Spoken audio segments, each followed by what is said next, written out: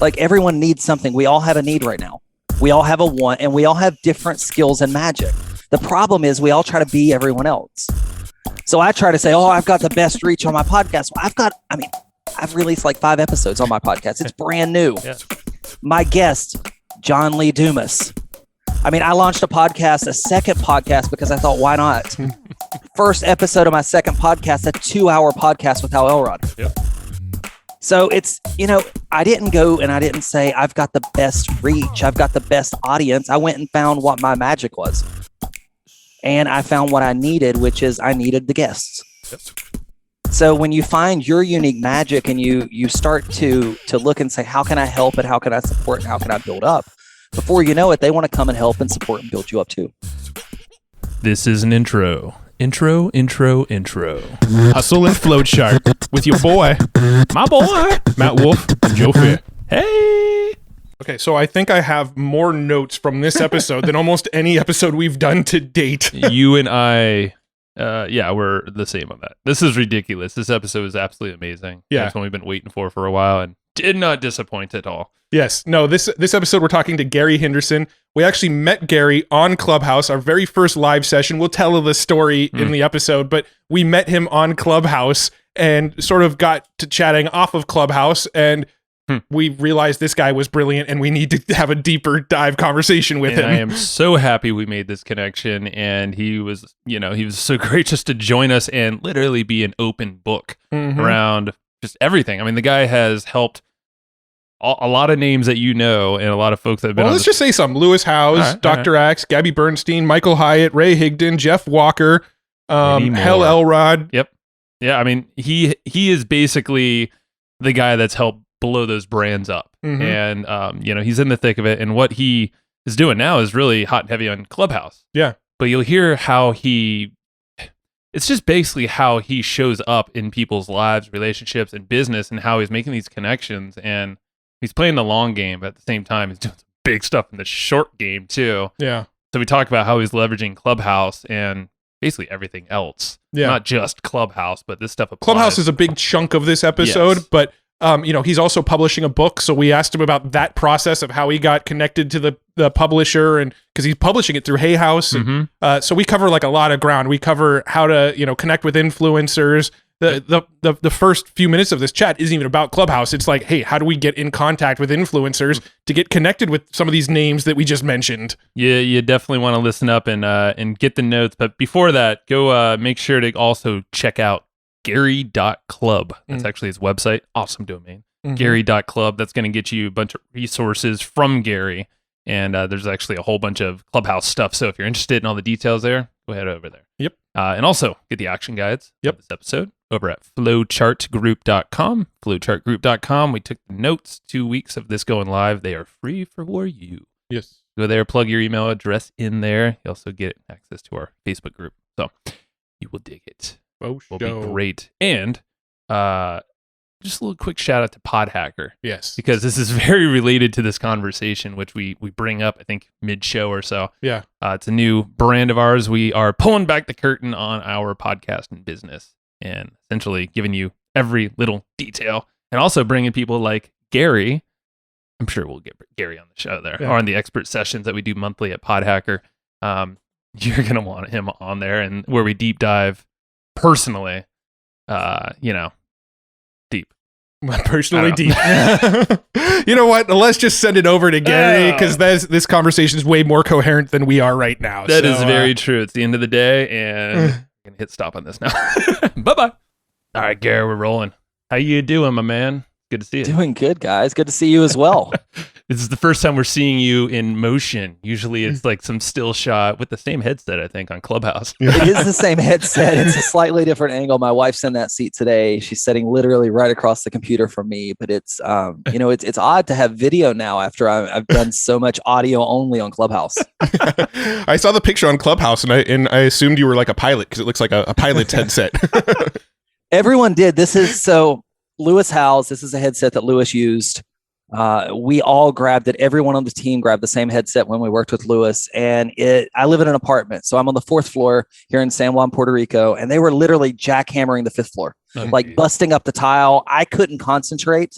And I was doing podcasts and doing client calls and nobody could hear it. Whoa. Because this mic is so good. It's a bit annoying because it is a headset, but the mic is insane. What's the headset name? Like, what do you got there? It's an Audio Technica headset. Mm-hmm. I don't know. It was like $200 on Amazon. So it wasn't like, it's not that this was thousands of dollars. It's just going through like one of the Scarletts, the little Focusrites. Yeah. Uh-huh. So nothing but like, I mean, jackhammers and you can't hear anything. Wow. Yeah, it Just sounds great when though. you live in the city. It's got a great microphone on it. Yeah, man. Well, dude, I mean, when we met, I forget exactly how we got connected, but it was through ClubHouse, and we were hopping in rooms, moderating together. I mean, that's the beauty of ClubHouse. I think it was that. Were you in the room where I think Tyrese Gibson popped in and was sharing his stories about Jeff Bezos and stuff? I think that was because that I think was the very first time Joe and I had ever done a live ClubHouse. Was we got on ClubHouse. I think it was me, Joe, Brad Costanzo, Sean Vossler, and a few other people kind of started off a room about how to connect with influencers. That's right. Right. And we started off that room. We'd never done a ClubHouse. And somehow Tyrese stumbled upon it, came in the room. Next thing we know, there's 700 people in the room listening to us. And this is our first time going live on ClubHouse. What is this thing? Where have you been my whole life? It's wild. You know, it is one of the wildest platforms, the wildest algorithms that I've ever experienced in my life. So what's your perspective I don't on even it? know how to. Yeah, I don't even know how to explain it. It's, you know, there's not a lot of rhyme or reason when you get a room that has 100 people in it or 5,000 people in it. There's not a true way to like hack the algorithm. I've been running a room today for a friend of mine. He had a 4-hour meeting. He said, "Would you run the room for me while I'm gone?" And I was like, "Okay." We kept it at about 1.4K the entire day. Wow. I have some stats that I'm running behind the scenes in these ClubHouse rooms, and it's fascinating because this room today, and I don't know, we ran for 8, 9, 10, 11, 12, about 6 hours, and we had about 45,000 people go through the room. Huh. That's great. Now, we never got above 1,900 at any concurrent time. So 1,900 was our max listeners, which is what you see when you're looking at ClubHouse. It tells you how many people's in the room. Mhm. You were just talking about 700. We never got above like 1954 or something like that.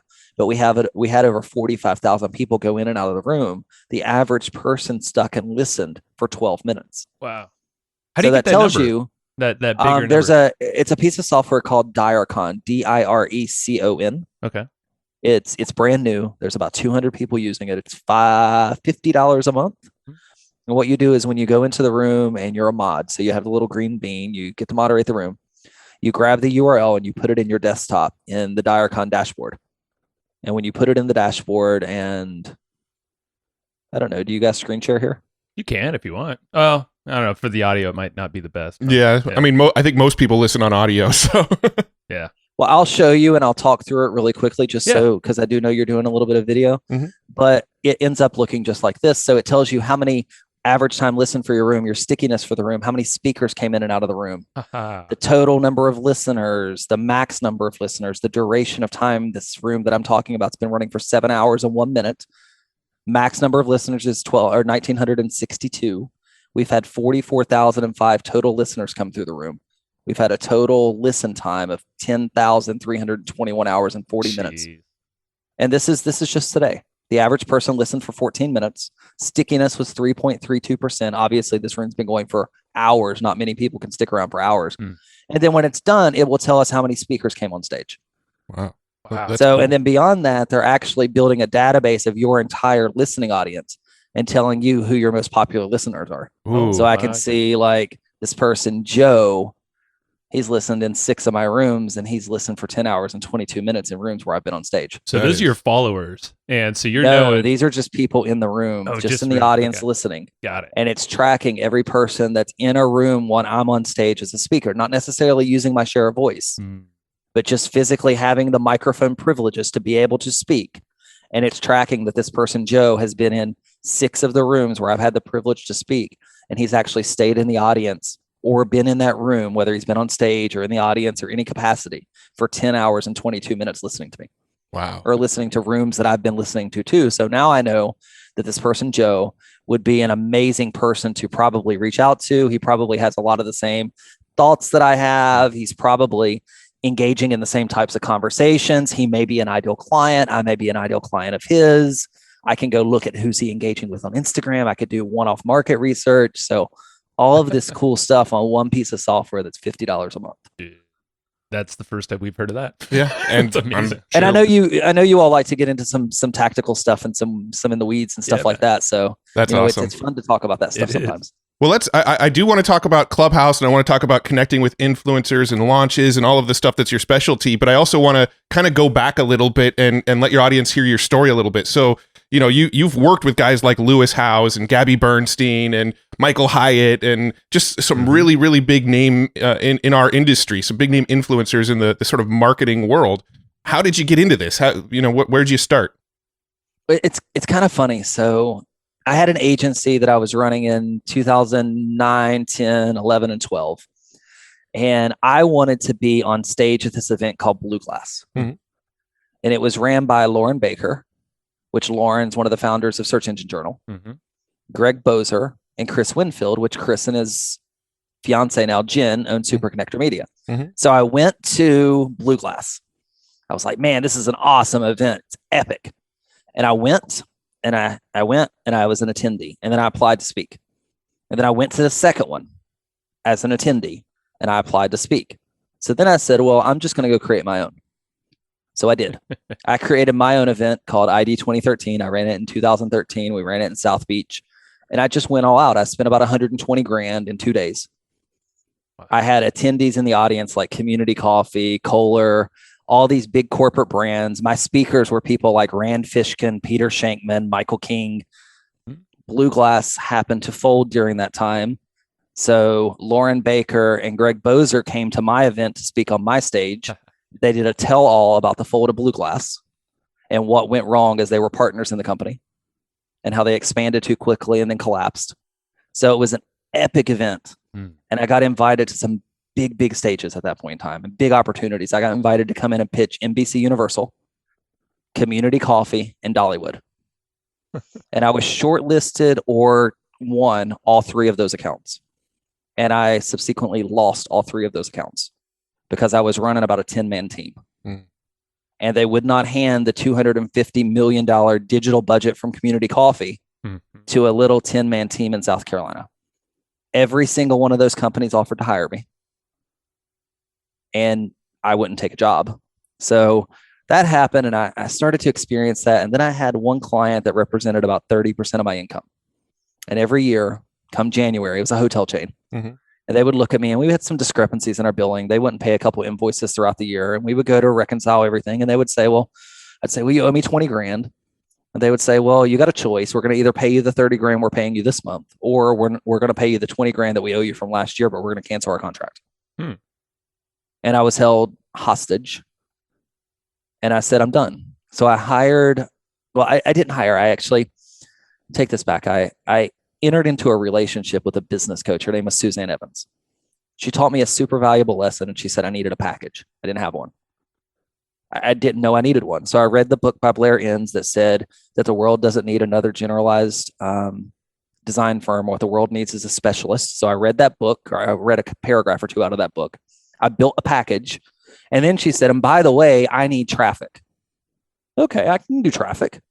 So I started doing traffic for influencers. And I had a couple clients out of Suzanne Evans' world. She coaches, she's, I think, 5 times Inc. 500, 5,000 award winner, New York Times bestselling author. She runs a great business. She's based in Cary, North Carolina, Chapel Hill. But I flew out to Steve Olsher's event, Internet Profits Live. And I spoke at, this was way back in the day. It's 14, 15. Internet Profits Live. I spoke with Lewis Howes.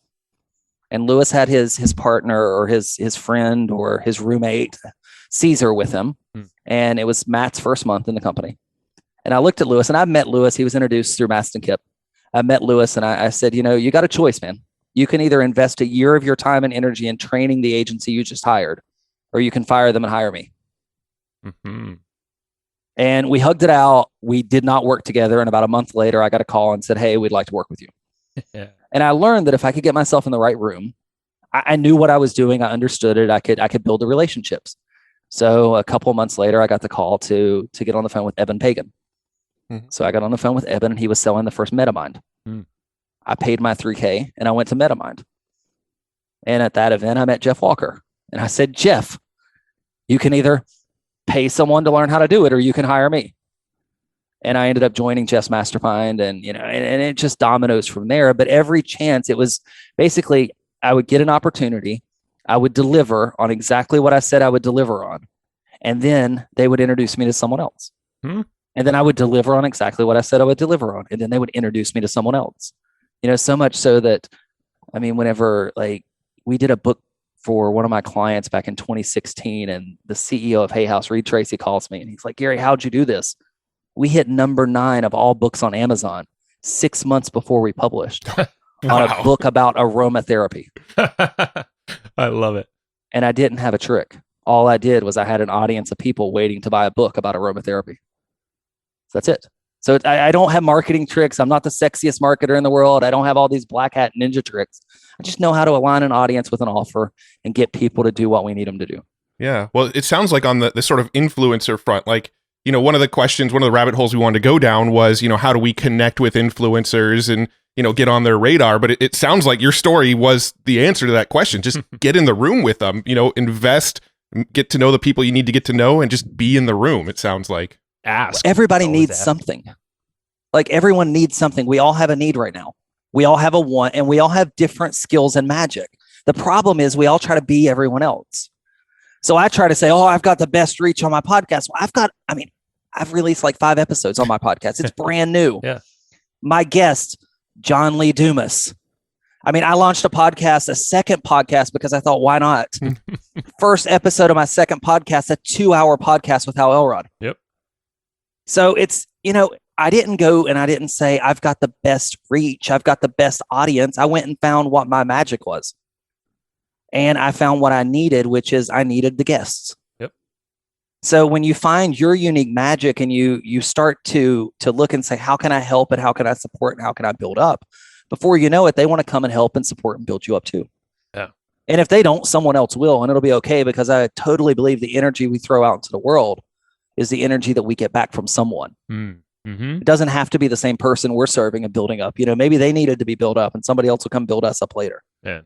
I love this journey because it's something that everyone can do. You don't need to be a paid traffic ninja or hire some agency to do this stuff for you. You literally get in the room. And this is a similar story to Matt and I, starting off in our industry, and what started my company, your company separate at the time, is get in the room, go to every conference possible.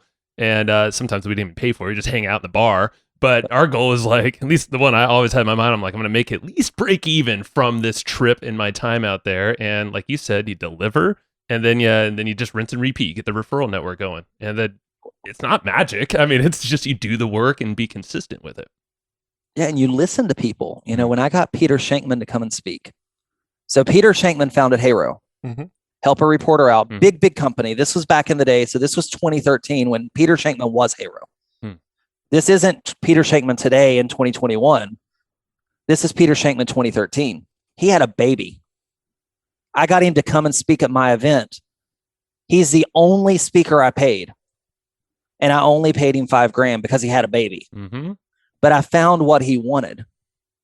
He had never been on stage with Rand Fishkin. Ever. He wanted to be on stage with Rand Fishkin. Rand was my first speaker to say yes. Perfect. So when Rand said yes, my second speaker, I knew, because I knew I wanted Peter. So I had watched Peter's tweets. I had Google alerts on Peter's name.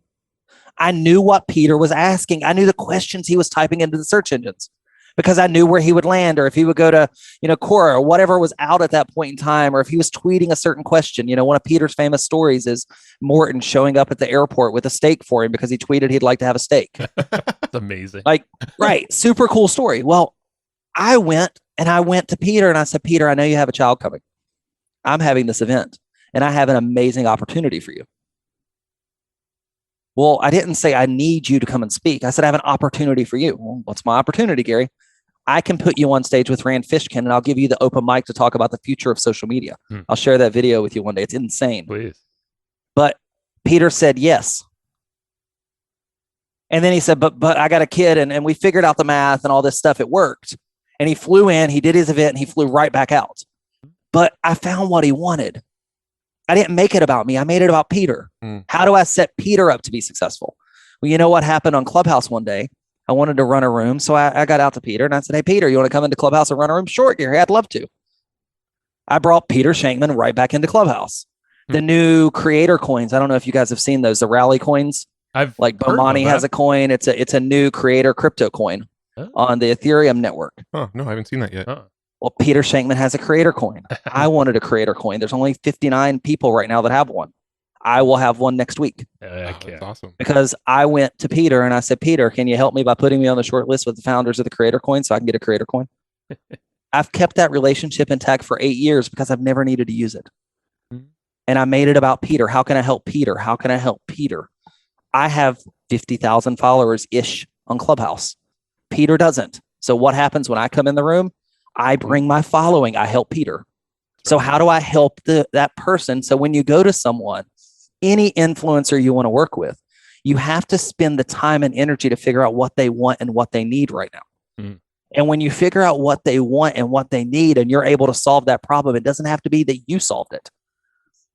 Literally, for John Lee Dumas, I'm making connections to people that he needs to meet. I'm not doing, he doesn't, I mean, my podcast isn't going to help John Lee Dumas out that much. I mean, I'm on like episode 5. You know how many downloads episode 5 gets in the podcast. Oh, yeah, like 2. Yeah, like I think I did pretty good. I got like 160. That was pretty good, man. So I consider that pretty good for episode 5. That's great. But still, like, I got a 33-minute interview with him. And on top of that, he said, Gary, the audio is so good. Do you mind if I re-release it on my podcast? Done. So he released it as a bonus episode on his podcast because I showed up ready to serve and feature him as the expert because I knew what he needed. I knew he needed to sell books.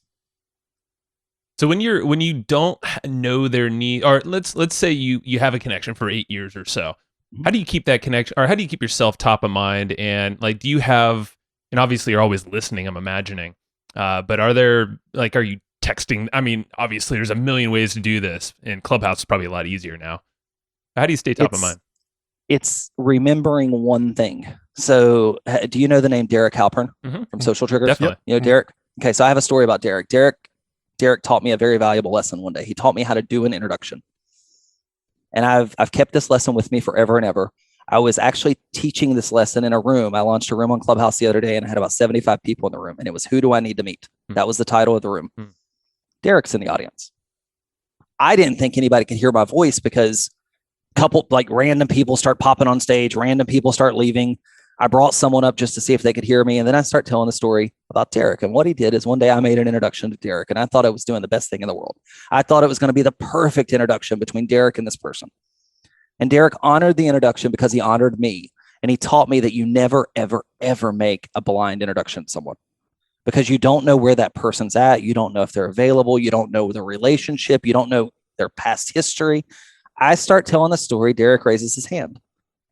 I haven't talked to Derek in 7 years, 6 years. Derek comes on stage. He's like, Gary, I didn't even remember that story. I do now, but I didn't remember it. Derek and I talked for 20 minutes on a ClubHouse stage with 70 people in the audience. I didn't need to keep my relationship intact with him. Right. But I never burned the bridge. I just let it kind of fizzle out and die out. So I left it in a good spot and I didn't bother it. A lot of times we try to keep it intact when we don't need to. If there's not a reason to talk to me, like if we're good friends, like cool, it makes sense. Like my friend Joshua B. Lee, I've been checking on him. He's had some stuff going on with his family and they had the storm down there. I've been checking on him. He's my friend. I checked on how Elrod, he wasn't in Austin when the storm came. How's my friend? Yeah. But I'm not checking on everyone all the time. They're not my friends. They're just my associates. They're my colleagues. A lot of times we get I had to learn it the hard way being behind the scenes. My clients, I thought they were my friends. Nope. I was their vendor. I thought they were my friends. I was their vendor. And that's okay. I learned that. And when we learn that, we learn our place in the relationship, then we know we don't have to keep it intact, but we have to leave it at a great spot. Now, I'll tell you, if you take and you want to build a relationship with someone and like, for example, let's say that you wanted to build a relationship with Hal Elrod, go see who Hal follows on Instagram. Go see how many people in his circle you can start building a relationship with. Eventually, you'll get a relationship with Al. Proximity, right? Yeah. You're just getting closer. Like there's social proximity just the same way as there's real life proximity. Yeah. Going and joining the mastermind, going to the live event, going and getting at the right room at the right time. There's social proximity too. Yeah. Showing up and commenting on their posts. Just every so often going and reading, but it's really remembering one key point, one key story that you can tell. And then you work that into your life. I can tell that story about Derek Halpern every day for the rest of my life. It's so valuable. I almost forget it sometimes, and sometimes I do, and I mess up, and I'm like, oh no, I messed up. I did the wrong thing. Yeah. But I tell it because I don't want people to do that to me either, because I had never been popular like this until ClubHouse came around. And then I started to get those blind introductions. And I had so much stuff flying at me 14 ways that I couldn't keep up. And I was like, I finally get what it's like to be popular. I've never had that. Like I've never had, I'm one of the first 50 accounts on Instagram to get Instagram bots. Oh, really? Yeah. Out of the whole platform, there's only 50 accounts that got them. I was one of the first 50. My Instagram DMs are insane. They've never been insane. I've had access to some of the biggest accounts in the influencer space on Instagram. My DMs blow theirs away. Wow. They are insane. So how are you? Because this is something that personally I do struggle with. I'm in a better place with it, but like, because I do a lot more of the interactions of the two of us. But I mean, like, you get a ton of this too. But how do you keep up with all the multiple inboxes you have? Instagram. I know Twitter's one, email, and the cold outreach. Do you have a way to kind of manage all that and keep yourself sane at the same time? For the most part, in all honesty, you pay to play. Yeah. And I know that sounds a little weird, but when you pay, I pay attention. So right now, the way my bot is set up, when you send me any message, when you tag me in any story. So if you added me to your Instagram story right now, my bot would send you a message automatically and say, thank you. If you commented on any of my Instagram posts, my bot would send you a message right now and say, thank you. If you sent me a message on Instagram right now, my bot would send you a message and say, thank you. And then when you replied, it would invite you to go to Gary.club. Mm-hmm. And it would invite you to go put in your email, which gives you opportunities to pay if you choose. Well, as you start to ascend through that pipeline, one of the reasons why I'm getting a creator coin is so you can actually make small investments in my brand. Well, you may not want to go spend 500 or 15,000 or whatever those numbers are, but maybe you do want to send me a couple coins and say, here, thanks, Gary. We really appreciated you. Kind of like Patreon, or kind of like the Facebook supporter program, or kind of like OnlyFans, but for Gary. But crypto. I'm not really OnlyFans material. Some people, maybe. I mean, maybe there are some weird people. There's an audience. But that's what you do. Yeah. And that's how I can't keep up with them. And that's why the bots were so important to me, because my flow of messaging is insane. Yeah. And I needed to get something back to people quickly. And then from there, if they want my attention, then there's some pathways to get there. They can upgrade to VIP access. They can buy some coaching. They can buy some time. They can invest in a creator coin that I have. Or they can just show up and keep commenting, just keep coming to my rooms, keep showing up in the audience, keep raising their hands, and eventually they'll build a relationship that way too. Yeah. And I know originally we built a relationship because we shared the room, but we started and we brought you on as a mod. I forget exactly what it was, but yeah, I mean, because that's what I've noticed is with ClubHouse, the more you're on stage or speaking, your Instagram's going to blow up, assuming you're speaking, giving good value, and you have a great profile.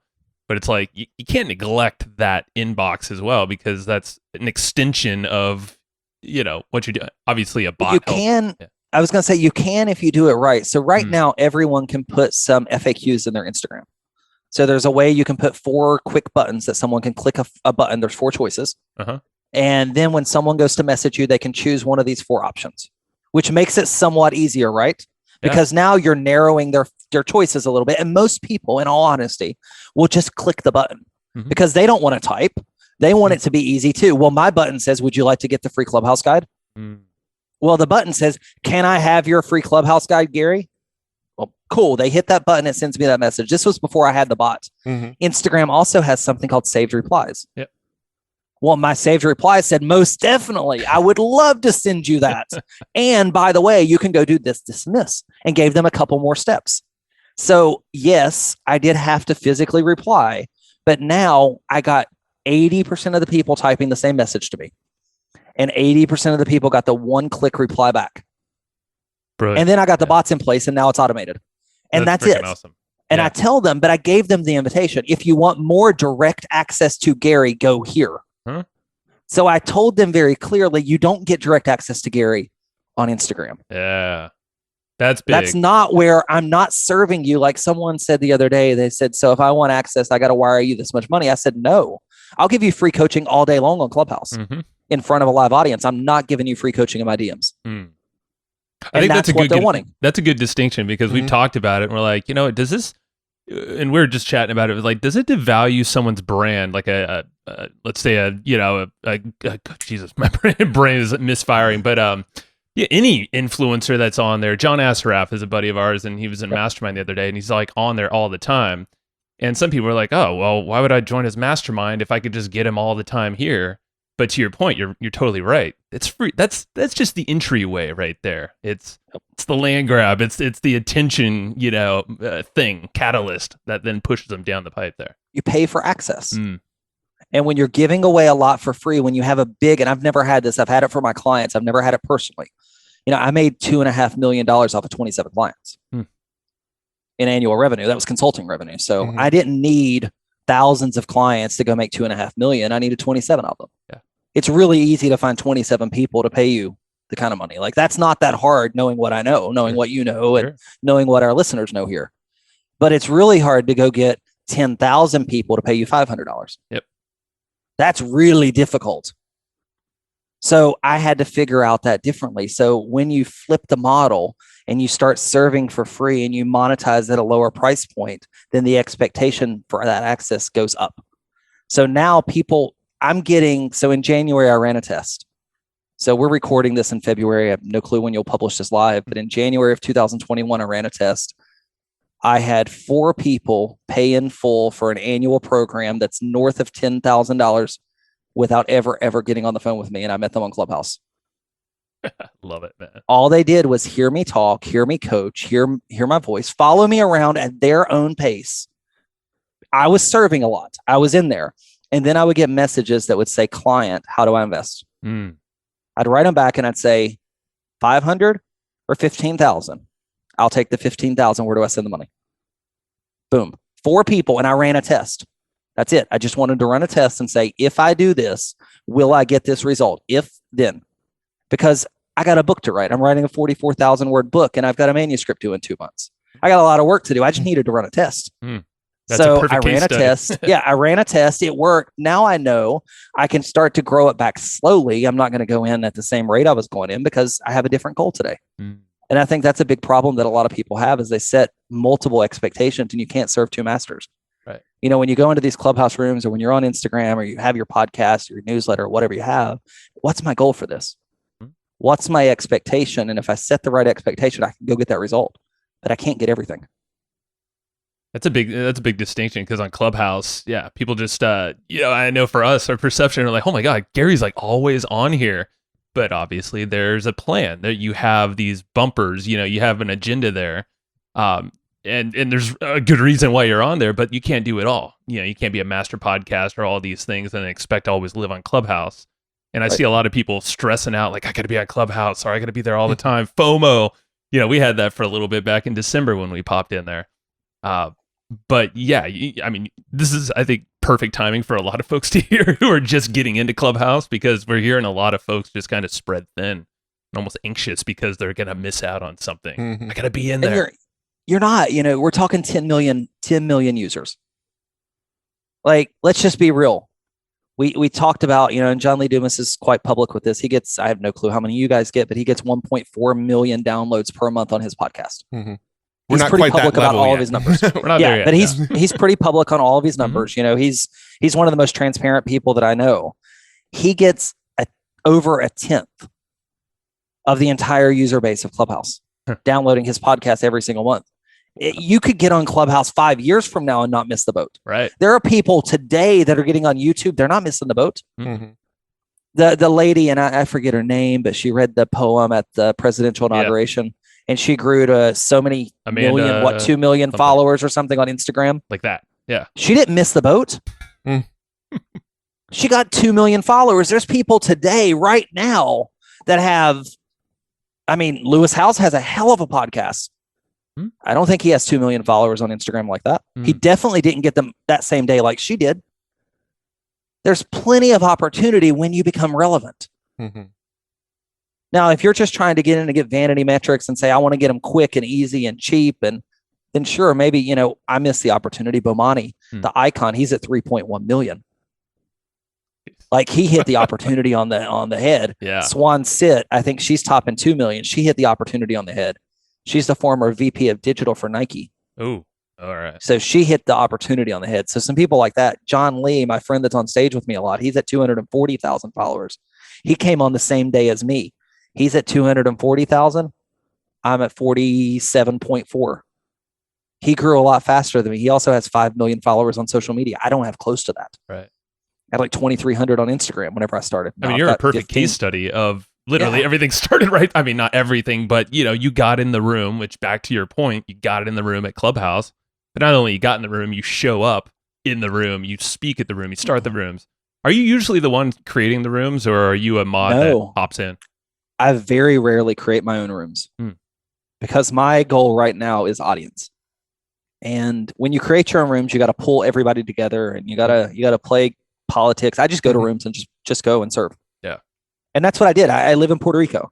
My time zone was my advantage. So I went into this room on how to run $1 million business, I think was what it was called. And I went in and started serving in that room. Well, the founders of that room, they were from California, West Coast, somewhere out there, West Coast somewhere. Well, they would want to go to bed. Well, right now, you know what time it is where you are. It's 2:40 p.m. where I am. It is 10:40 a.m. on the West Coast. Yep. Because we're 4 hours apart right now. So they would want to go to bed at 1 o'clock in the morning. I wake up and I'm ready to work at 5 a.m. my time. They go to bed. I wake up and serve. John Lee, 5 a.m. my time was 9 a.m. in London. John Lee lives in London. John Lee and I were there ready to serve. 5 a.m. my time, 9 a.m. his time. We're going hard. Everybody else is sleeping. And then so now we start to build a reputation. Then people start to go spread out and do their own things. Yeah. Do their own things. Well, what happens? Well, Gary and John. You need me to help in your room. So all I did was I used what I had to my benefit. I know how to coach people. So I'm respectable on a stage, and I wake up early. And you want to go to bed, and I'll just be there when you wake up. And that's what I did. As soon as they came back, I said, John Lee, I was running his room today, and he came back 15 minutes early. He sent me a message on WhatsApp. He's like, I'm back, Gary.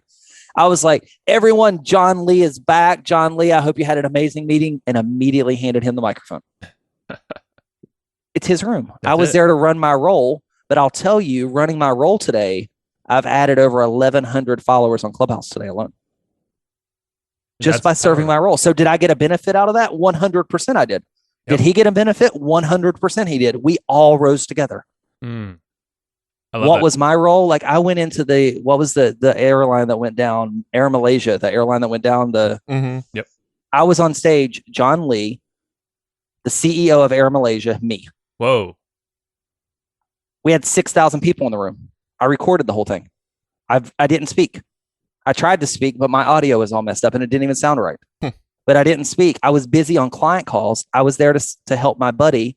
My skill set at that moment was I have a Rodecaster and I could record it for him. There you go. So what did I do? I used my skill set. That's what I have to help John Lee. What did John Lee do for me? He bought me Gary.club as a gift. I have no clue what he paid for it. That was a gift to me. So all we're doing is you're just helping each other out. And sure, there'll be money that'll exchange hands here and there. But more than that, there's relationships that exchange hands. I think that's what I like about ClubHouse. It feels natural and organic. You know, it's very serendipitous, but at the same time, you can collaborate with the people you do like and trust, and you know how to serve them, but you're collectively serving together. And then, you know, the followers and whatever the algorithm's doing to match and really feels serendipitous more so than any other social network out there. It also feels like it's a sort of great equalizer platform. You can be famous, get on ClubHouse and be starting from zero. You can be a, quote unquote, a nobody that people don't really know, but provide a ton of value on ClubHouse. And all of a sudden you skyrocket past the celebrities, right? So there's this like equalizing level playing field that I love about ClubHouse. And I think the fact that you can't see each other on video is a big factor in that as well. Well, you can't have your team do it. That's the hard part. So, if we were doing this podcast interview, and if anyone's listening, you can tell this isn't scripted, but a lot of podcasts are, especially when you get into big names. They require you to send the questions ahead of time. They have to figure out, what can we talk about? What can't we talk about? You hear their responses. They sound like mini keynotes because they're canned, even though you may have sporadically asked them this question out of order. It's still their canned response. Sure. Clubhouse, you don't know what's happening. You don't know what's getting thrown at you, and you can't give a canned response. It's almost impossible, especially if you're there for any duration of time. So you could come in for 5 or 10 minutes, give a couple canned responses, and leave. But the people that are spending any duration of time, they're like, I wasn't a Grant Cardone fan. I am now. Strictly because of Clubhouse. Yep. Tai Lopez, I definitely wasn't a Tai Lopez fan. I agree on both those front. Yeah. I am now because Tai is smart. And I never knew that.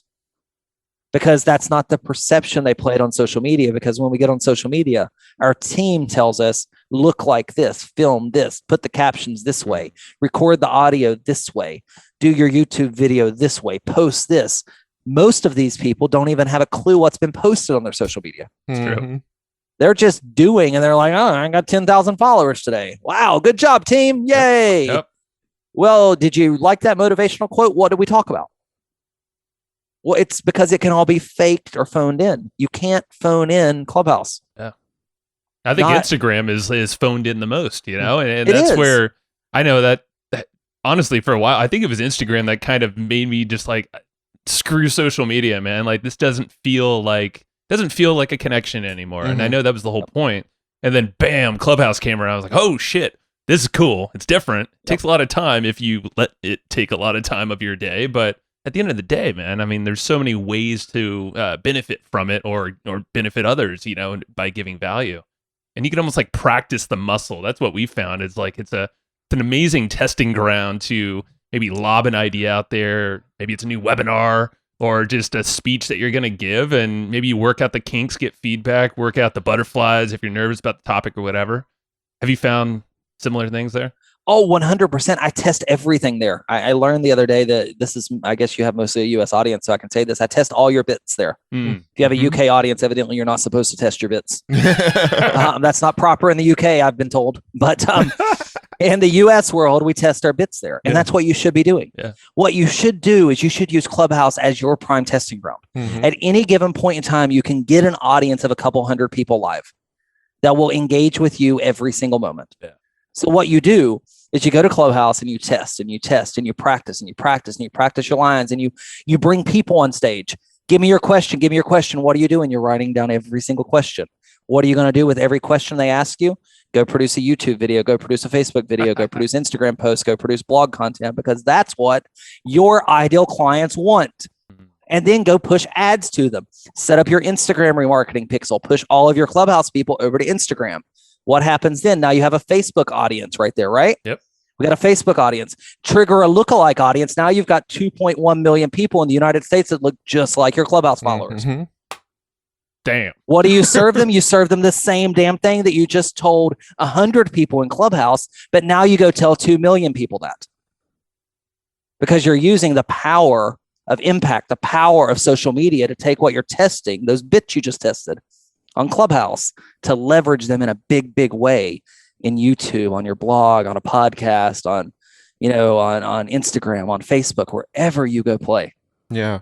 Another thing that I've seen on Clubhouse that I think is really cool is you see these people going and practicing their pitches as well. So like there's a lot of investors, a lot of people with a lot of money, and every once in a while you'll see these rooms that say something like, pitch us your idea, just like Shark Tank, one of us might buy. And people can go on there and actually practice their pitches. And most of the times I'm in those rooms, you don't really see them going and buying these companies, but you see a lot of feedback, a lot of, here's what I would tweak about your pitch. Here's what I would say differently. Here's how I would angle it differently. And I think it's brilliant for people that are out there looking for investments as well. I've personally seen and know of $25 million in deals funded directly from Clubhouse. I believe it. Yeah. I know clients of mine are in talks with big investors. Like one of my clients is in talks with Tai Lopez to invest in his company because Ty's on a big grab right now. Oh yeah, he just got a whole bunch of stuff. Yeah. Yeah, brick and mortar. he's on Clubhouse shopping. Mm-hmm. Ty is also supposedly creating a competitor Clubhouse.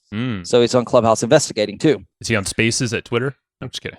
I don't know that answer, but if you go look at his story at this moment, whenever we're recording this, he's talking about his competitor of Clubhouse. Interesting. Okay. So it's interesting that people are seeing it, but everybody, Grant Cardone's there looking for opportunities. I've seen Mr. Wonderful there. I've seen Barbara Corcoran there. What are they doing? Kevin Harrington's there all the time. Damon John's on it almost every time I log on too. Yeah. Yep. Looking for opportunities, because what do they want? They want people. Deals. Yeah. They're looking for people. Well, what's Clubhouse full of? People. I've now hired my second person off of Clubhouse. I'm hiring people there. I'm hiring people that I get to hear them talk. I like the way they're acting. They show up. They seem respectful. I go sit in the audience. I let them pitch me live on stage on why I should hire them. Literally, I was on stage today. Someone was talking. I liked what they said. I sent them a message. I said, would you be willing to be on my team?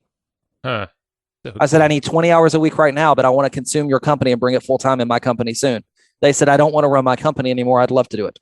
And we're starting next week on a test run at a small retainer of 20 hours a week to test their team out to see if I want to bring their team into my company. And if I do, I'll just jump in and grab their team. Yeah, man. And they will be part of my company. Their owner will become a team lead on my company. All from Clubhouse. You're absorbing that company as another arm of your business, and they're still running. They do funnels and they do marketing design work. I need that for me personally, and then my clients need that. Man. Who better to do than to just go grab a company that's already doing 6 or 7 figures in that space? For sure. I wonder if Roland's on there. Yeah, Roland Frazier. I know he's been on there. I know he's on there, but I wonder if he's doing I'm sure he's doing the same strategy. Yep, he's in there trying to do some of that exact same stuff. There's so many people there. I mean, we're talking 40-some thousand people that went through a room this morning. Tell me where for free you could take 6 hours of your time today and stand in front of 45,000 people. Yeah, man. That are your ideal people that chose to go in that room. Ooh. I don't even know where it's so good. I mean, that's the thing. And I think you just have to, if someone's not in Clubhouse yet, figure out a way to get on. Do you have any, I know you can get on the wait list, get an invite from folks. Well, I mean, it's, if I'm your contact in my phone and you're my contact in your phone and you go and request your username, it pops up a little notification. If I've got the app open, that'll let us in. It's going to become public soon enough. We're betting a lot on fall of this year. Okay. They said months before they have an Android, not a year. That was done in January. So I take months as maybe around October. I'm going to tell you, I don't think they're going to release an Android version until it's ready to go open more public. Now they may release the Android version like in a beta and do it the same way they did the iPhone, but I don't think they're going to have the iPhone in beta and also have the Android in beta at the same time. I think the iPhone's going to open up a little bit more. They're getting funding rounds left and right. So I think it's just a matter of time before it opens up very publicly. And, honestly, you can go right now. I think on eBay, you can buy an invite for $29. I had one of my friends, he's in the franchise world. And I told him, I said, go buy an Apple device. And he bought an iPad. He spent $700. He hated it. And he's working $100 million deal off a Clubhouse right now. Doesn't hate it anymore. That came into a pitch room and he loves it now, but it came into a pitch room. They pitched, they didn't get a deal.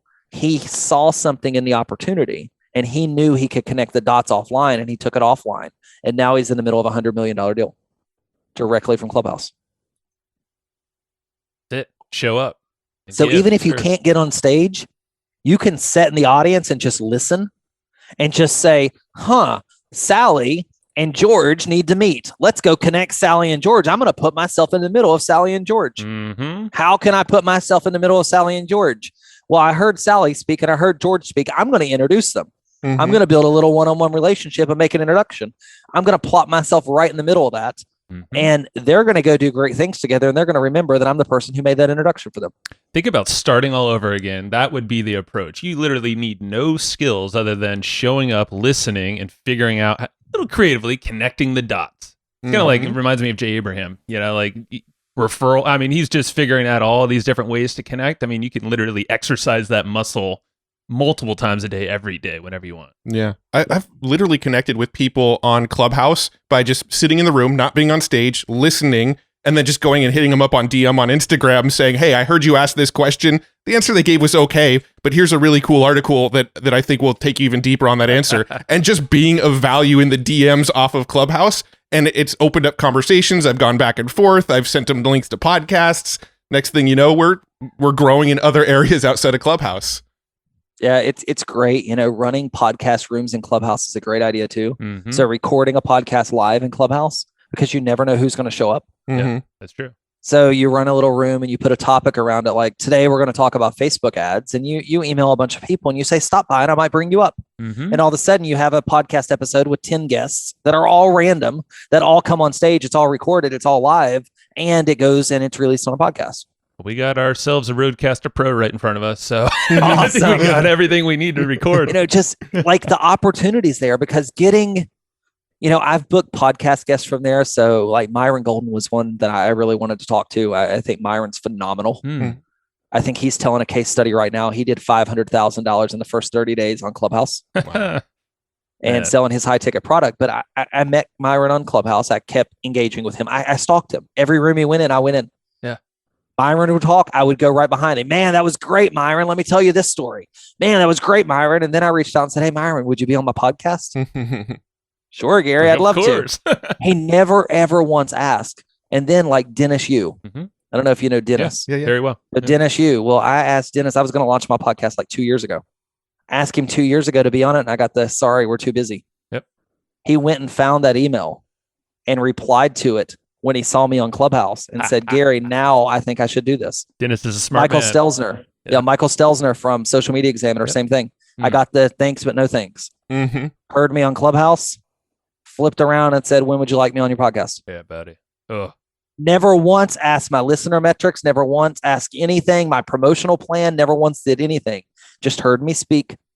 So, sometimes you just have to have the opportunities, because I'll tell you, we did a hell of a lot of podcast outreach about 2 years ago, and everyone said no because I was behind the scenes. Nobody knew my name.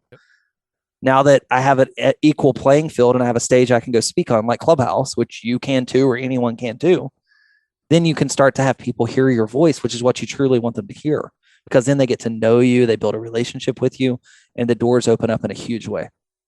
That's a hell of a way to get on podcasts. That's for sure. Just get on Clubhouse and start connecting, man. And imagine sitting in the audience. Imagine like you guys have an amazing podcast here, and you're cruising the audience. You're sitting in the audience, and you're like, "Ooh, I really like that person."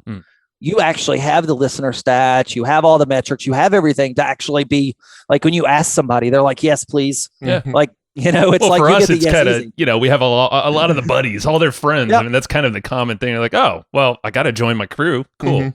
But you can like sit in the audience and just like pick your guests now, and you can say, seriously. I've been listening to this person. They bring something to the table that I didn't think of. I want to reach out to this person and say, hey, would you be willing to be on my podcast? They're not going to say no, because if they're on Clubhouse speaking, they're looking for exposure. That's right. Very good point. Yeah. They're Those are the ones to actually reach out actively looking for exposure, because they're spending their time and energy and effort speaking for free. So you mean I could get Elon? to. No.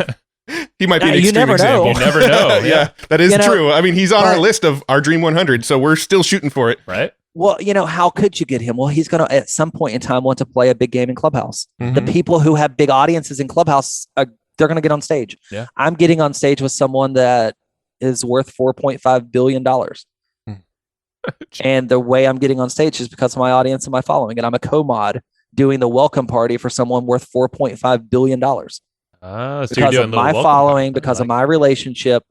So when you build that up, it opens the doors to brand partnerships. And, just the same way as you would get like with your podcast, you may have, almost every author in your vertical is going to come through your podcast because you're going to sell books. You're going to help people sell books. That's what happens. Well, as you grow a following on Clubhouse, it's like, well, I need an audience myself. I don't want to be in a room with 5 people. Yep. Like if Elon wouldn't have went into the club that he went into and had that, he wouldn't have had an audience either. That's true.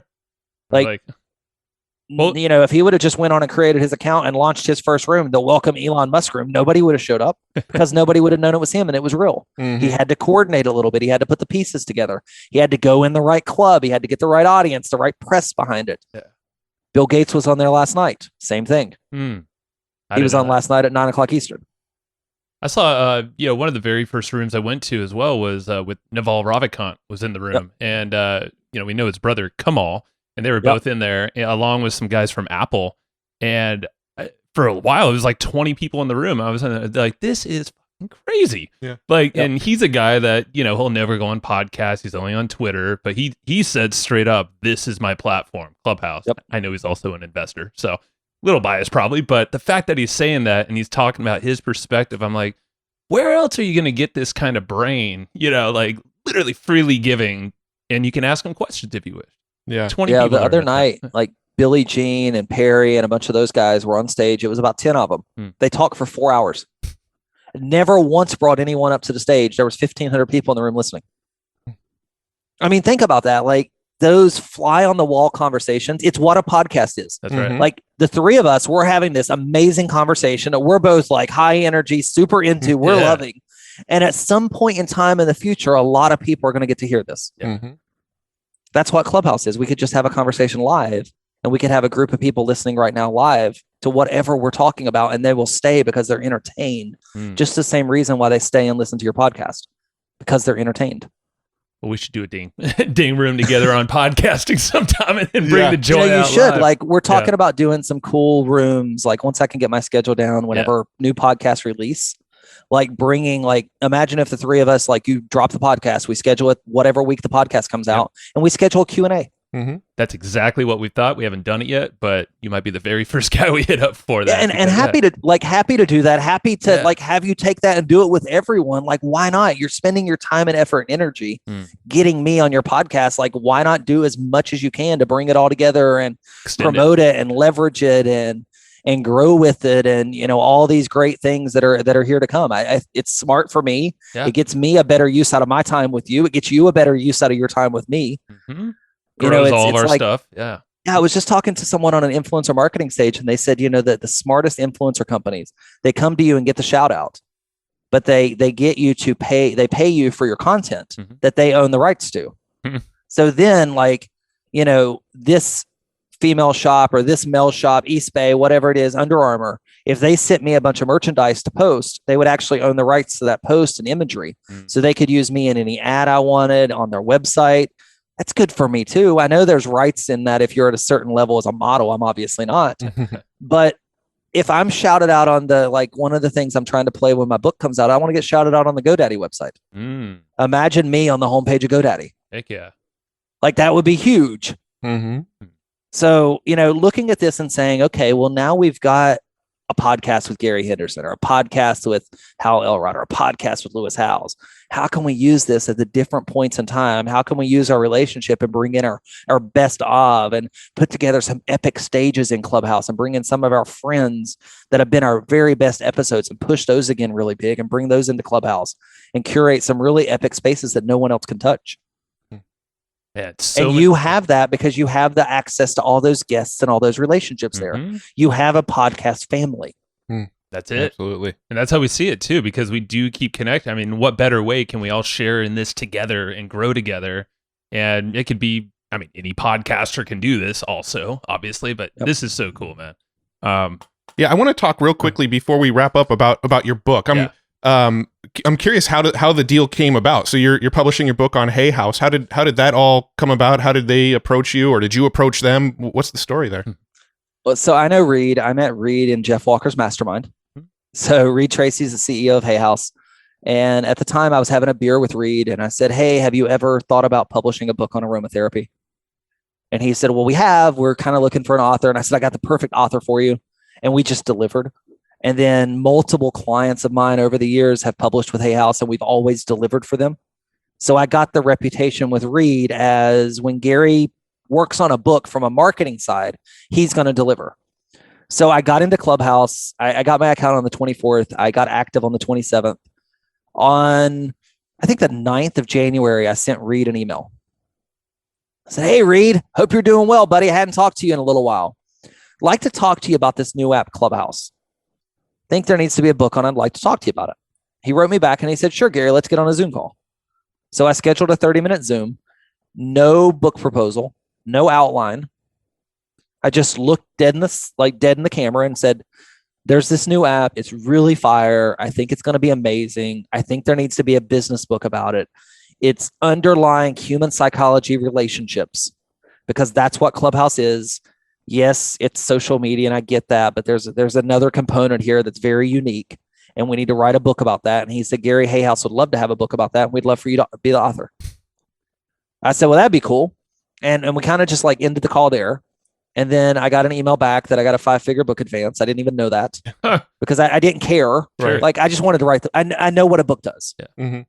Like, I know the path when you write the book, and I know what I can do with this book. So I didn't care. I just needed the book published.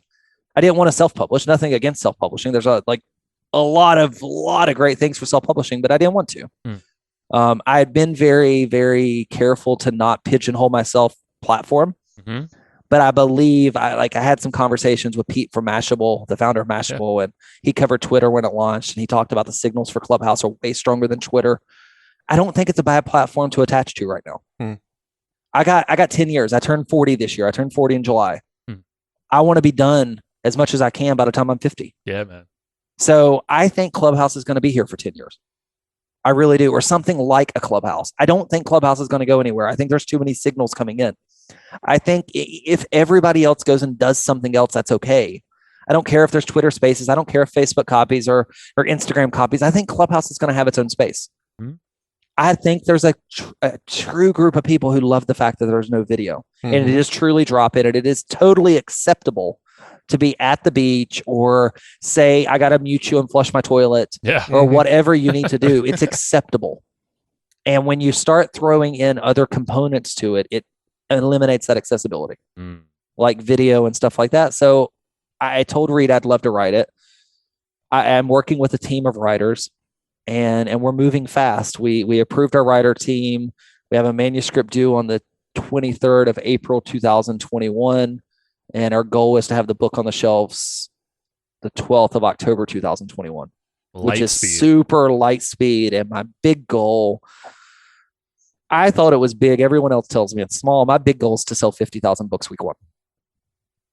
Everyone else says, Gary, you'll sell way more than that. I've never done it before. I've never sold more than 25,000 week one for one of my clients. So to me, I'm like, I don't have the audience that my client had, and I'm doubling it. That's a pretty big goal. Amen. But I think there's a lot of momentum around ClubHouse right now. I think there's a lot of people that understand it. It is a business book about ClubHouse. It's building relationships. It's building connections. It's getting access on podcasts you would never get to, getting people to contribute and write for your blog, getting I got an Inc. feature. I was featured in Inc. magazine. It's literally a featured article that published last week, all from ClubHouse. Wow. Now I knew the writer, but he and I he wrote the book Likeable. His name's Dave. I don't know if you know Dave. The book's got the big thumb on the front of it. He wrote a social media book years ago. Yeah. So I knew Dave. He and I, we've connected at conferences and stuff years ago. He started popping in the rooms, and he starts reaching out to me now because I'm the guy on the stage with the 40,000 followers. He's the guy in the audience with 100 followers. I remember when Dave was the guy on the stage speaking at the conference, and I was the guy in the audience. Trippy is that, man? So all I did was say, come on, Dave. And I opened my arms and said, let's go. Larry Kim. I don't know if you know Larry. He founded WordStream. If you don't know Larry Kim, you guys need to know Larry Kim. All right. Writing the name he down.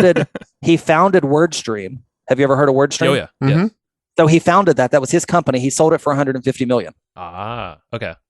He owned the company. Like, it was his. Dude. He didn't have debt. It was his company. He's my age, so 39-ish. He lives in Boston, and now his new company is Mobile Monkey, and he's competing with MiniChat.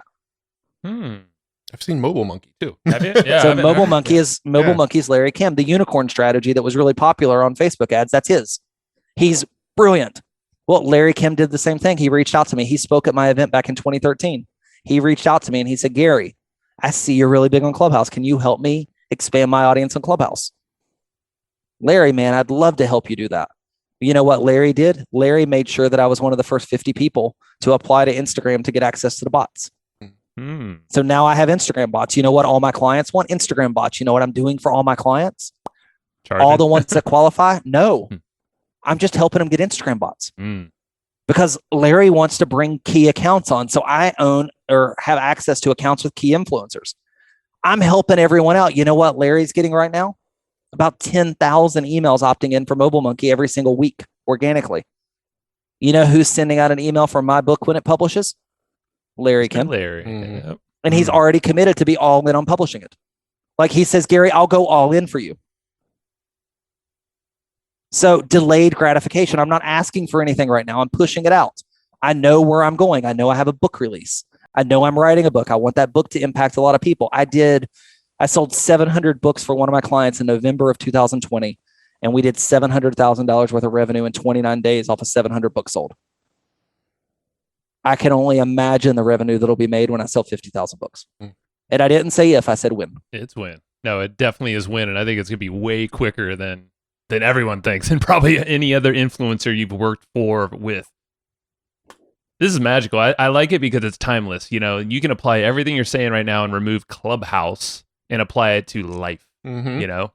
Like what mastermind do I need to get in? Right. What event do I need to go to? What stage? And in all honesty, if I would have taken the time and energy, like I'm like you, Instagram wasn't my platform. It is now because ClubHouse to Instagram, that path is really clear. So I'm doubling down. I've grown.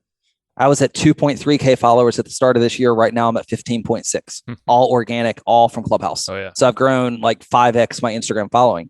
But I was just like you. If I would have taken the same effort and energy though, and put it into Instagram that I have ClubHouse, the same amount of hours, if I would have played all in on the platform, the way the platform wanted me to play, the same way I'm playing on the platform, the way that ClubHouse wants me to play, I would have had the same success on Instagram. I was just lazy. And it wasn't for me. Yeah.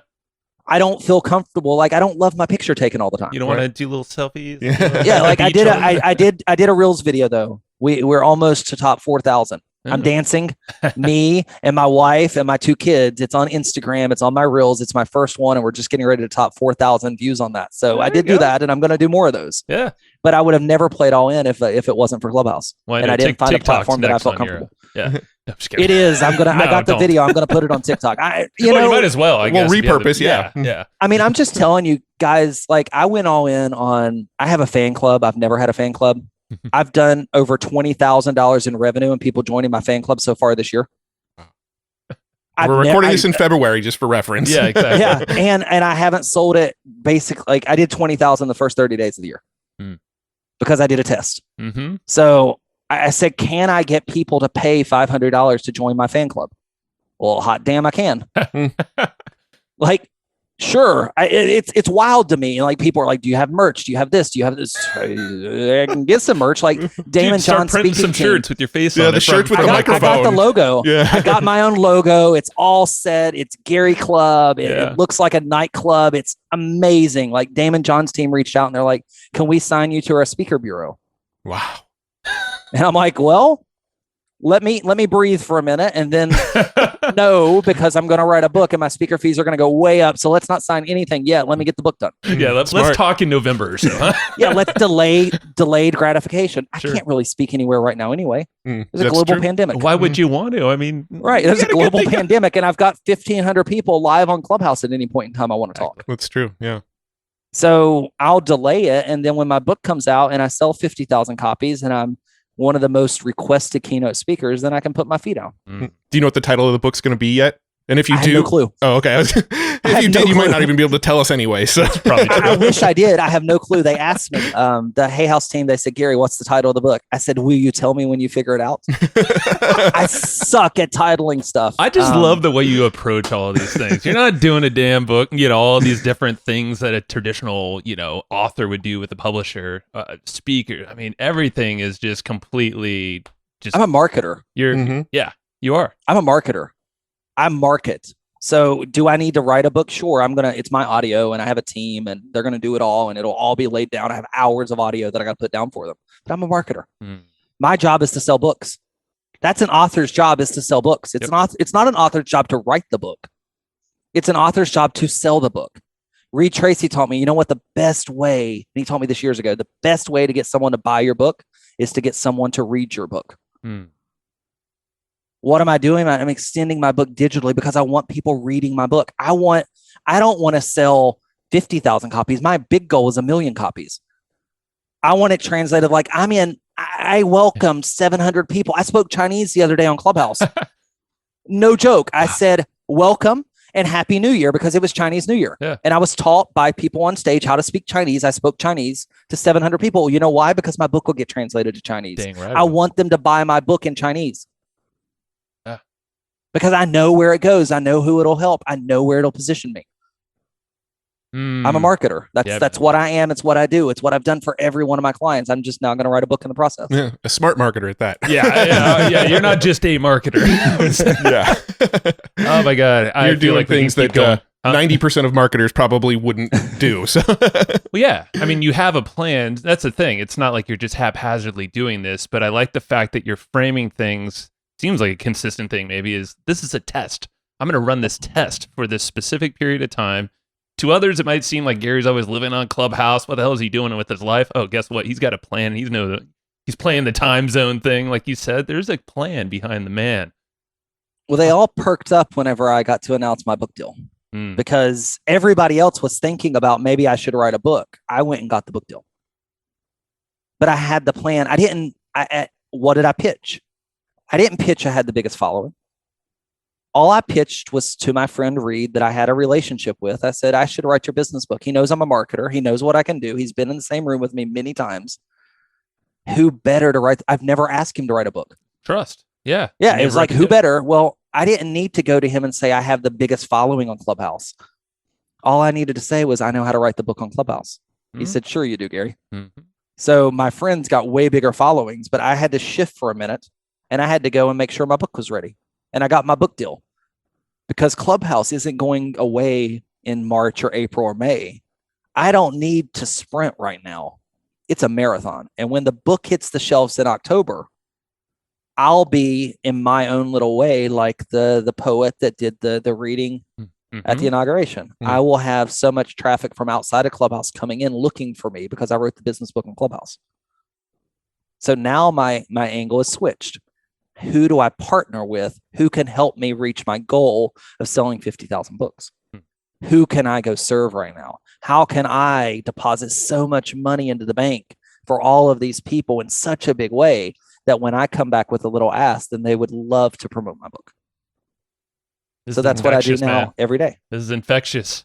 It's pumping me up. I want to get on ClubHouse and just start tearing it up right now. Got a podcast, man.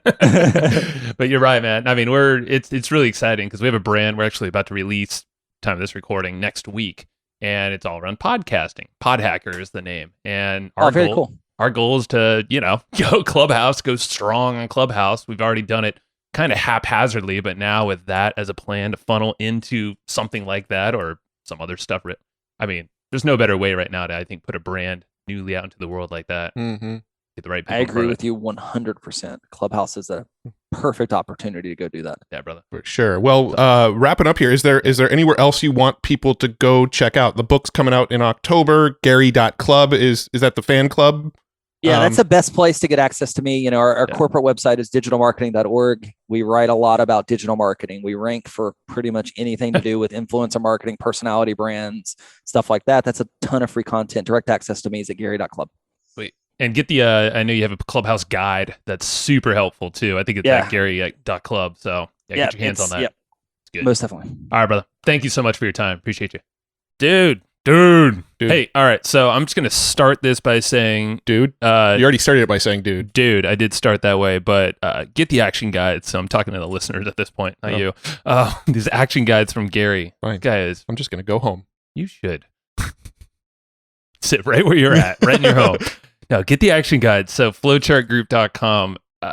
Go there, get the notes for this episode because Gary, I mean, even after we wrapped up, he was still giving us like he couldn't stop. I was like, my God. After we hit record, after we hit like stop on the record, I'm kind of like, man, we should have kept on recording for another 20 minutes because he was still dropping gold nuggets to us after the recording was over. He's practiced on ClubHouse. Yeah. you gotta fill a lot of time, but you get really interesting, man, when you get that practice, that muscle. But yeah, get the action guides, the notes for this episode at flowchartgroup.com. I just want to say that right here because you're probably on a high like I am after listening to him or chatting with him. It's good stuff. Yeah. Yeah. Now, I feel like we've kind of touched on ClubHouse quite a bit lately. We had Deb Cole on. That whole episode was about ClubHouse. That was kind of a bonus Saturday episode where we shared a live stream. We had Sean Vossler on, which mostly was about copywriting, but we had a good chunk of that episode where we talked about ClubHouse. Oh yeah. And now we've got this episode. But I want to let the audience know we're not turning into a podcast about ClubHouse. Right. Like just a timely thing. It's a very timely thing, and I think this is probably the last episode we're going to specifically do about ClubHouse. I'm sure we'll touch on it with other guests who are involved in ClubHouse, but this will probably be the last sort of deep dive episode on ClubHouse we do for a while, unless we start learning some new crazy things about it and stuff. Well, the beautiful thing is, this wasn't like a tactician type, like, okay, this is the terminology of ClubHouse or anything. Right. It's like, I think with Deb, we went deeper in that regard of like how ClubHouse works and all those logistics and some stuff. best practices. Things like that. What I found really fascinating, and because that's a great primer, so I'd definitely go back to that episode with Deb Cole. Gary's here was just like literally, here's the philosophy, the business philosophy, the people philosophy of how to create really anything you want, leveraging ClubHouse. But obviously, you can apply this in so many other ways in life. Yeah, and it's just fascinating how Gary has done this, and he's working with the top names in the marketing industry. I mean, you've heard him on here. He's getting books published through his connections and through this consistent effort. It's just so cool. No, I mean, I feel like this was a masterclass on how to connect with who you want to connect with and how to get the things done you want to get done. I mean, as general as that sounds, I feel like you have some really, really solid frameworks after listening to this episode about, okay, now I kind of get the picture on how to connect with any influencer. Here's the secret. There's no big secret, right? The show up and give value and be cool. Help them out. the big secret is you got to be in the rooms where these people are. You got to be in the room where it happens, the room where it happens, the room where it happens. That's right. You had to complete that phrase. I had to complete it, right? You had to be like, that is the trick to connecting with people is to be where they are, right? Go to the masterminds, be in these ClubHouse rooms, ask the questions when you get the opportunity to ask the questions, just, proximity. Yeah, that's it. I mean, that's I've heard this from so many, in that mastermind I'm in here locally. Won't name names because we keep kind of, low key. But multiple people on there who are big speakers, they're like, this is amazing. I'm literally like going to the gym 20, 30 minutes. I'll throw this on and I'm in front of thousands of people. And then I do my workout and maybe later in the day, a couple times I hop in there. Like, what other place in the world can you just hop on a stage when you're like going to the gym or maybe on a treadmill or something? Yeah. And you're doing what Gary's doing. You're closing deals, or at least you're generating a lot of momentum and helping people out that lead to something. Yeah. I mean, you don't have to travel anywhere. It's great for us with kids and just obviously pandemic and stuff. It's like, man, there's so much leverage here and you can do way more just without leaving your house. Yeah. You should leave your house. I mean, safely. But you know what I mean? It's just fascinating to hear, like, here are speakers and people who have done a lot of touring. I mean, Mark Victor Hansen, when we had him on, he said the same damn thing. I mean, he was leveraging podcasts a lot for his book, but he did mention ClubHouse too.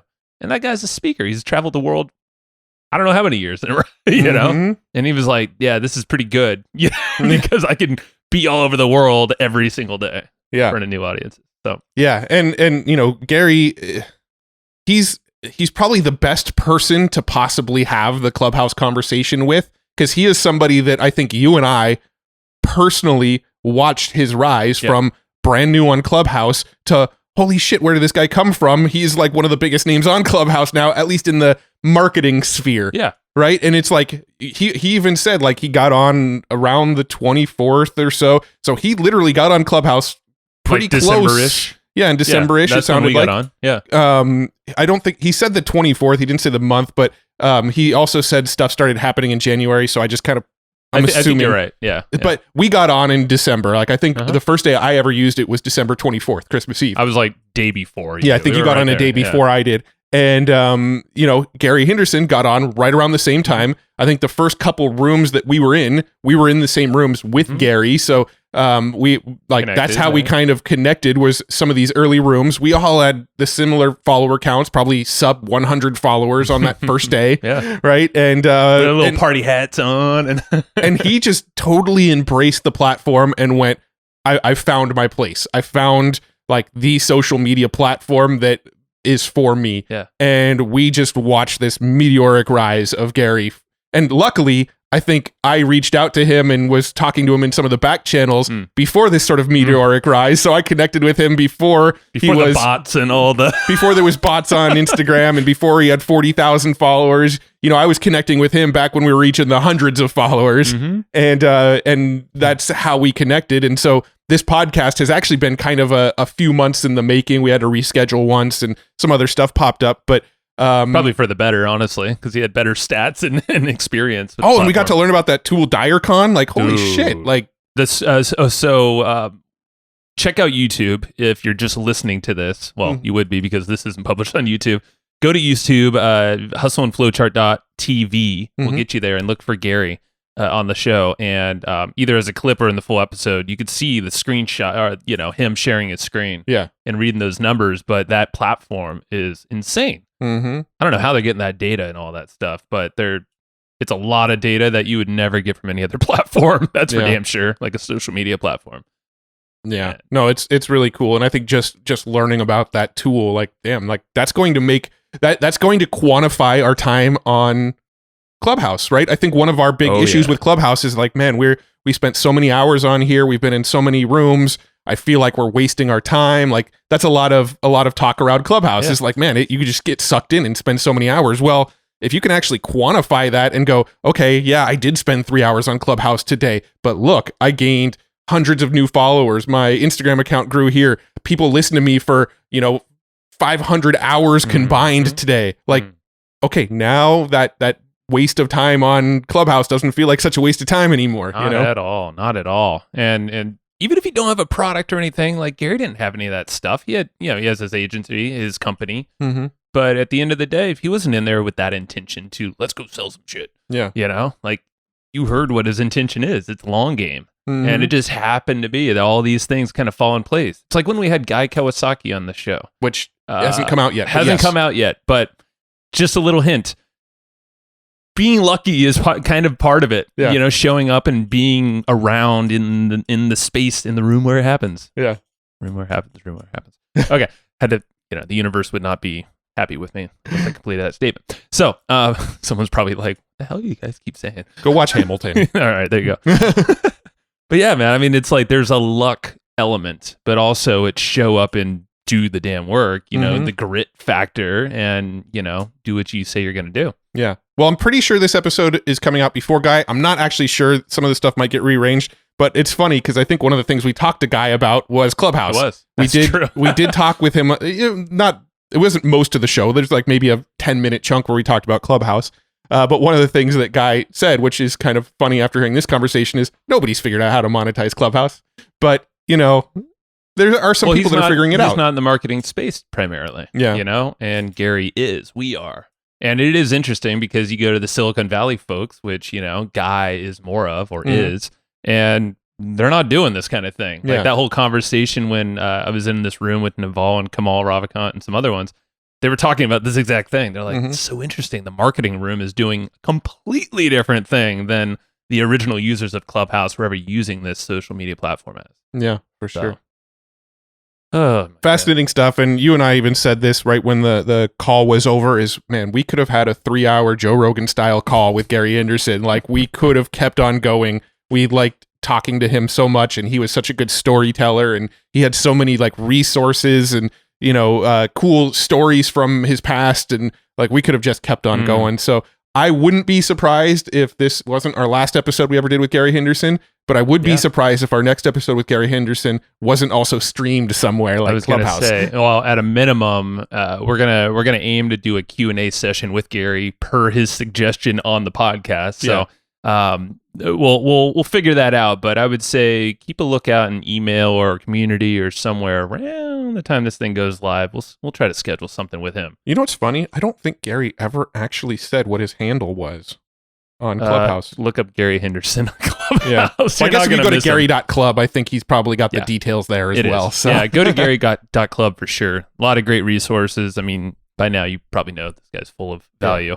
And it's Gary. I don't know. Are there alternate spellings of Gary? I think but Gary, the most common way, .club. Yep. And check out his podcast, All the Way Up podcast. And he also has a Gary.club podcast. Just go to Gary.club. It'll get you there. Yep. Get the notes. Again, we already talked about it, but flowchartgroup.com. I mean, there's a lot to unpack here. These are one of the notes that I want to definitely grab myself and study again. So get those, sign up for within 2 weeks of this episode going live. And also, get into the Facebook group with all of us hanging out. We'll try to get Gary in there too. Flowchartgroup.com. And then, of course, our buddies over there at Easy Webinar. Yep. You want to go start some webinars and do that thing in the webinar game. They got you covered on all fronts. And that's the all-in-one platform. Does everything. I mean, not really much more to say, but there's a lot of webinars and they handle it all and they make it super simple. Yeah. One of the things Gary actually suggested after we stopped recording is some of these podcast episodes, why not make them live? Let people join them like they were a webinar and just sort of be a fly on the wall in these conversations. That's what people are doing on ClubHouse anyway. And if we were going to go that route, we'd do it with Easy Webinar. So, right, man. Yeah, it does it all. You stream and record all that stuff. So they're hooking you up with a fat discount over there at easywebinar.com/hustle. That's easywebinar.com/hustle. Go check it out. Share this episode. If you got someone interested in ClubHouse or you think that they would just be a rock star in ClubHouse, I haven't heard a really good in-depth conversation like this, at least in podcast front. Yeah. No, I'm hoping that this episode gets shared around as like one of the best resources to learn about the value and like why people would care about ClubHouse. So, and not even ClubHouse, but connecting with people and doing big stuff, man. Yeah. Like all of us can do it. And I was serious and like, you really don't need any skill. And if I were to start back up, this would be the way to do it. For sure. Start connecting and making stuff happen between folks. So thank you. Thanks everybody for listening to this episode of the Hustle and Flowchart podcast. Before taking the time to listen, we want to give you something a little bit special. Every single episode that we do, we actually have somebody on our team take notes. We basically have a Cliff's Notes version of every episode where you can go and find all of the tips and tactics that they laid out, all of the resources that they laid out, all the good stuff from this episode. We actually have a nice simple notes version that you can find on our website. So go to evergreenprofits.com, find this episode that you just listened to, and give us your email address and we'll send you the notes. Thanks for listening.